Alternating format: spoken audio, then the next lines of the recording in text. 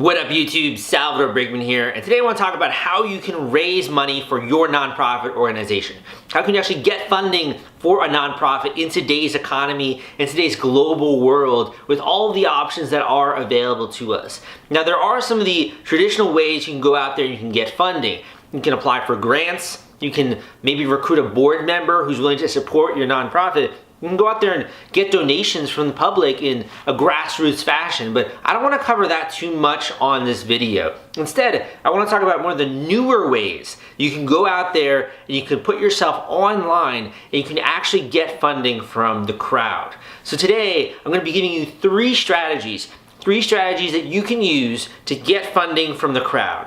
The way that you can go out there, you can not only spread your profile, you can rope in donors. If you have existing connections and family members that are interested in a nonprofit, they can use this to support your organization and your mission. These are the three strategies that I'm going to be covering today. So the first strategy is what's called traditional crowdfunding. A traditional crowdfunding strategy essentially is when you run an online crowdfunding campaign on a website like Razoo, and basically when you're running this crowdfunding campaign, it's for a specific cause. Maybe you're raising money for overall some kind of a charity or something like that, but traditionally a crowdfunding campaign is all centered around one event or one cause or one thing that is happening. The reason is that the elements of a crowdfunding campaign contain a fundraising duration, a fundraising goal, and things that people maybe gain access to as a result of supporting this nonprofit's campaign. So you're running this crowdfunding campaign on a website like Razoo. I also have more information, another video on this. You're running this campaign, let's just say it has a 30-day funding duration. The campaign will be open for 30 days. For 30 days, people can actually support and pledge money to this event, this cause, or this project which your nonprofit is putting on.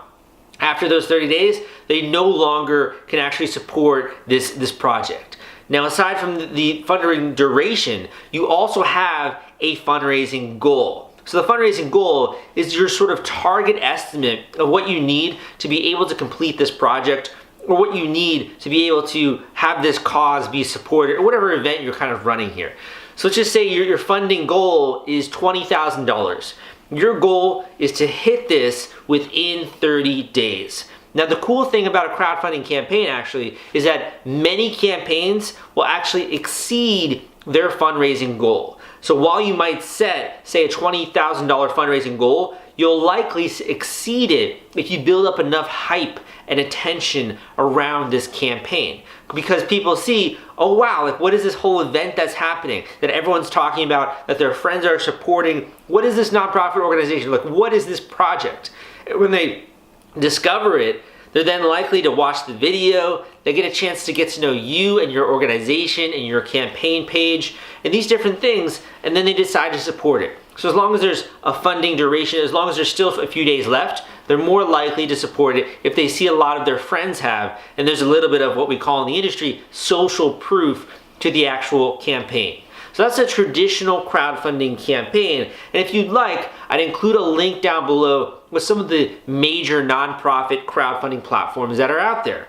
You as the nonprofit, when you're doing this kind of funding mechanism or funding strategy, it's your goal to market the campaign. It's your goal to spread awareness of this campaign, to get the word out on social media, via your email list, via PR, etc. It's your job to market this campaign and in that way get strangers interested in your nonprofit and the cause.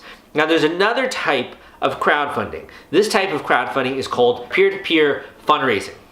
Peer-to-peer fundraising is basically a fancy word for, rather than someone just putting up a crowdfunding campaign and raising money like a nonprofit organization, actually what you're doing is you're enabling your hardcore donors to raise money from their crowd. So it's kind of like a little bit abstract. Well, I'll give you a concrete example. Let's just say Relay for Life. Relay for Life is a great charity, supports cancer research, all these different things.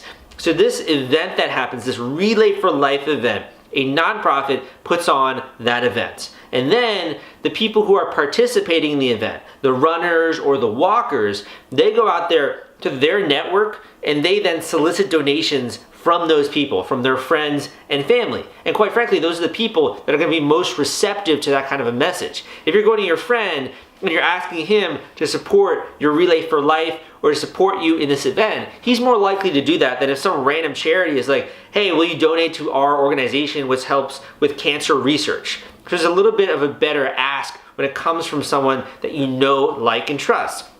The whole crux of peer-to-peer fundraising is that you as the nonprofit are functioning as an educator. You're giving these people, your hardcore donors, the materials, the mindset, the information, and the strategy to actually go out there to their network and ask for donations. So that could include materials like email fundraising templates, or physical letters that they can send out, or text message examples, or if they're going to do a post on Facebook, or they're going to be messaging their Facebook friends, they have to know what to say and how to say it. They also have to know how to communicate about this event or about the impact that this event is going to have on the actual cause. So you're basically educating them. You're holding information sessions. You're holding their hand as they go out there and they raise money from their friends and their family. And you're enabling them, you're getting them excited about this event so that they go and do it effectively. That is your role with a peer-to-peer fundraising campaign. And there are many platforms out there like CauseVox or Classy that you can use to enable this kind of peer-to-peer fundraising functionality. And people basically sign up, they'll create their own page, and any donations that are made from their friends or their family end up going towards you and the overall cause. So the first one, your role here is to market the crowdfunding campaign. You're putting it on, you're putting on the show, you're getting the attention, and also then you're reaping all of the rewards.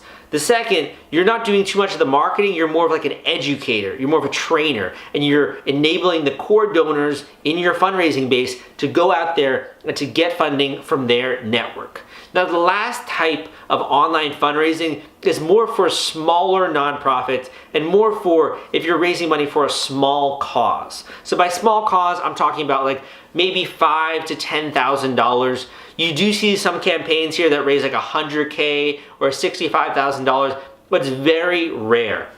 And what I'm referring to is more of personal crowdfunding or crowdfunding for a personal cause. So personal cause could be things like medical expenses.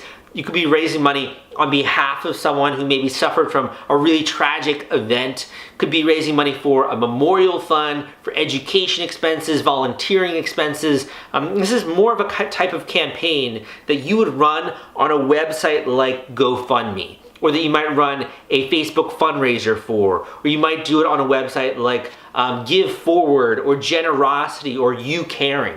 These types of websites are geared towards personal crowdfunding of expenses, personal reasons that you're doing the campaign, or if you're running it for someone else because something bad happened in their life, and the money that is being donated to the charity is basically being used for this. Now, if you're doing a nonprofit, if you're trying to raise money for your own nonprofit organization, or you're trying to raise money to start a nonprofit, the one thing I would recommend is to try to make it all go towards a singular cause or event or something tangible. Like, you're not just raising money in order to, give money to cancer research or something like that.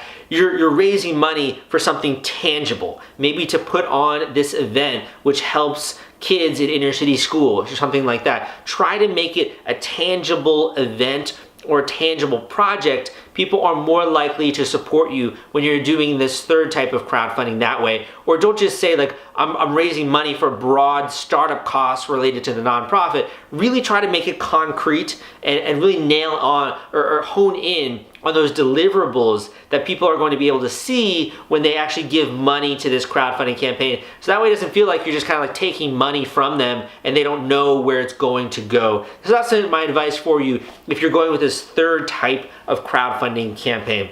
So these three online fundraising campaigns, these are three different strategies that you can use to raise money for your nonprofit organization. There are three different ways that you can get funding for your nonprofit. There are many other ways out there, guys. You can go and do more tried and true things like grants or doing a funding gala or going out there and recruiting board members who have the ability to tap into other funding sources or even contribute on their own to start this nonprofit organization. The one thing that I'm going to leave you with is that so many nonprofits out there think about this amazing cause that just really needs a lot of help.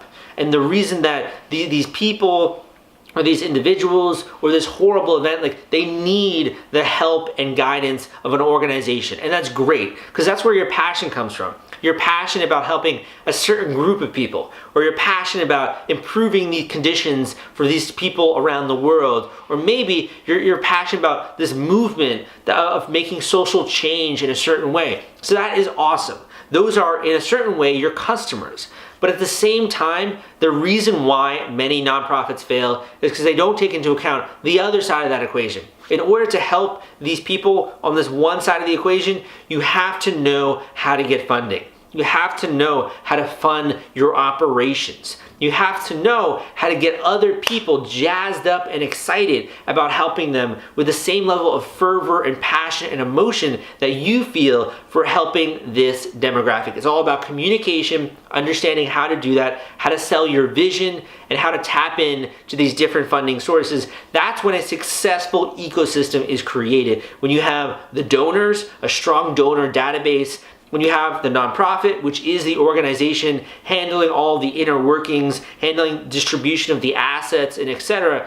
And finally, you have those people that really sorely do need your help, or this cause which really does need funding. You are the person who's taking the onus or the responsibility of connecting these two demographics and creating this organization, which is the hallmark of change. So I hope you enjoyed this video. If you really did like it, I have a great book, which I'll link to down below, called Nonprofit Crowdfunding Explained. So this book goes way more in depth when it comes to nonprofit funding, when it comes to actually how to get funding on these different web portals, how to market your campaign, how to go out there and get new donors, how to communicate your message and your story. All of that kind of stuff we just talked about, you will find in the link down below when you go to Nonprofit Crowdfunding Explained. It's a very low cost, low entry way to get started. I really recommend that resource. A lot of other nonprofits have found it to be helpful and a good place to get started. And finally, I do have an Audible version. If you're more of like an auditory listener, or you want to listen to the book, maybe when you're commuting to work or something like that, I also have that version available for you. And finally, if you want more videos like this, be sure to subscribe to this channel, give me a thumbs up, let me know you liked this video, and I'll be making more in the future. My name is Sal, and I'll see you next time.